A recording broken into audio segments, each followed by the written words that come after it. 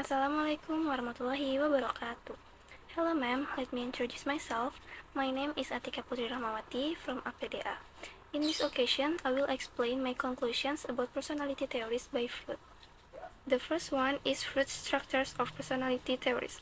Freud is the founder of psychoanalysis, a method used to explain human behavior and treat mental illness.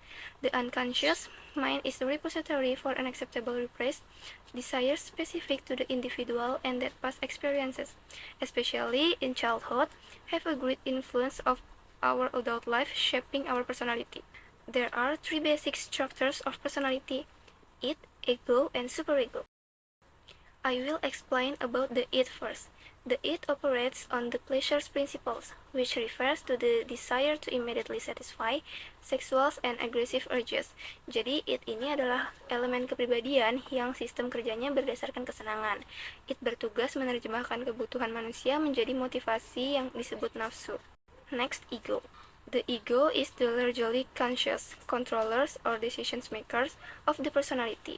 Jadi, ego adalah pengendali kita nih sebelum melakukan sesuatu, sehingga dapat mengatur dorongan dari id agar tidak melanggar nilai sosial dan diterima oleh masyarakat.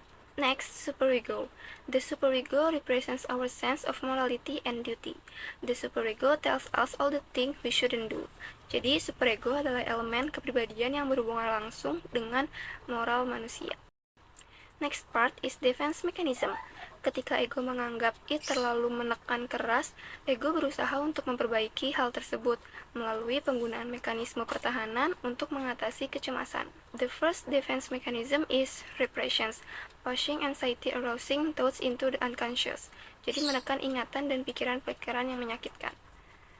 Next, denial, refusing to accept real events because they are unpleasant. Next, projections, disguising threatening impulse by attributing them to others.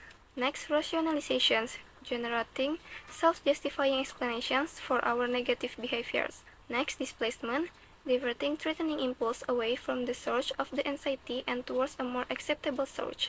Next, reactions formations, making unacceptable motivations appear as their exact opposite.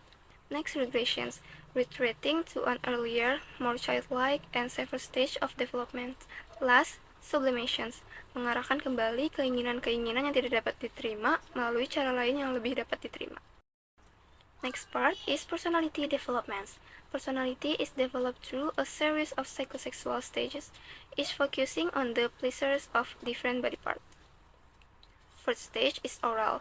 At this stage, pleasures come from the mouth into the form of sucking, biting, and chewing.